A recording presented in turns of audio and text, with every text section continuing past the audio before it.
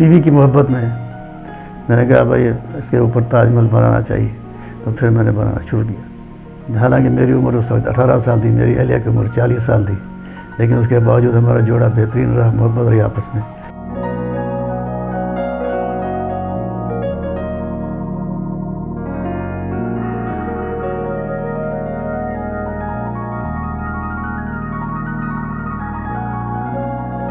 uh, 81 में India गया और फिर मैं वहाँ एक दिन 26 जनवरी को मैं गया आगरा, ताजमहल को देखा और वहाँ से वापस आने के बाद मैंने ख्वाब देखा कि मैं ताजमहल बनवा रहा हूँ। तो उसके बाद मेरी बीवी का इंतकाल जब हुआ तो उस वक्त मुझे ये ख्याल आया कि मैं ये बनाऊँ। उसके बाद मैंने ये बनाया।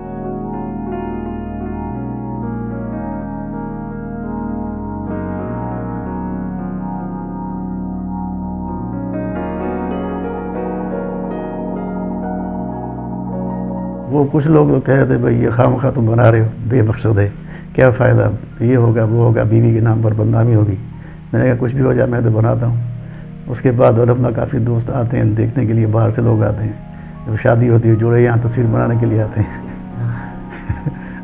तो ये देखने के बाद तो लोग मुतासर होते हैं।